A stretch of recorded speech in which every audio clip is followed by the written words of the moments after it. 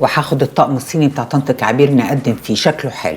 ماشي. واحنا طقمنا راح فين؟ انت مش مكسره نصه يا حلوه ولا نسيتي؟ اخته وخطيبها هيجوا معاهم؟ لا معرفش. ويفرق معانا في ايه؟ يا سلام، لازم اعرف عدد اللي جايين قد ايه.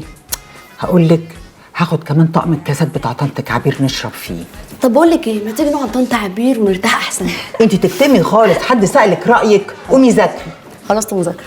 المذاكره بتخلص؟ طب بقول لك ايه بقى، مش نفسك كده تفرحي بيا كده وابقى عروسه اموره قد الدنيا؟ والله نفسي، بس ما تبقي فالحه زي اختك، جاتك خيبه. نقدم لهم تورته ولا جاتوه ولا اعمل كيكه موز حلوه كده؟ يا ماما ما تقلقيش، انا كده كده عادي اجيب سواريهات وسيريزونات. ايه ده ايه ده اللي بتقوليه ده؟ لا طبعا، انا ممكن اعمل كمان جنبها كيكه برتقال ورز وملوخيه. خلاص مش هفتح بقي خلاص. مرزوق هات الموبايل، كفايه كده. انا اخش العب مع بدريه. ماشي. بعد بكره هاخد اجازه عرض عشان انضف البيت، وتترزع تنضفي معايا. وست زينه هتعمل ايه بقى ان شاء الله؟ نعم، وانت مالك ومالها؟ دي العروسه تتوضب بقى كده وتروح للكوافير. هتلبسي ايه؟ لسه بفكر. وهتلبسي انت ايه؟ والله ما انا عارفه. هو بابا فين؟ هيفوت على الحاجه نقراشي ومش هيتاخر، هيجي عليها. الحق بدريه. مالها؟ معرفش.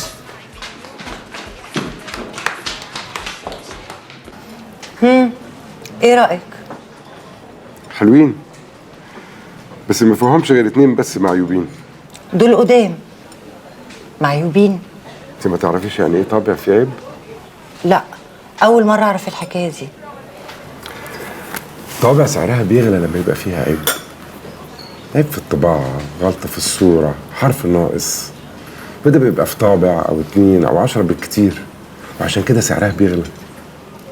أول مرة أعرف الحكاية دي. الطابع عكس البشر. دلوقتي نادرا لما تلاقي حد ما فيهوش عيوب. وأنا عيوبي إيه يا عبد الحميد؟ كلامك حلو قوي. رغاية ما بتبطليش كلام، وبتجمعي طوابع وانت ما بتفهميش فيها. أنا اتأخرت، لازم أمشي. خليك معايا شوية. مش عارف ده اتقفل ليه كمان. يمكن فصل شحن. اطلب لي حساب. لو سمحت. ثانية واحدة. ألو؟ انت فين؟ في إيه يا عايدة؟ طب تعالى الحق بدريه. يعني هي من منيا للروضه، ازاي ما تعرفهاش؟ ما انا قلت لك يا بيه هات لي اسم ابوها. ما اعرفوش. طب وانا اعمل ايه؟ ما تعملش حاجه.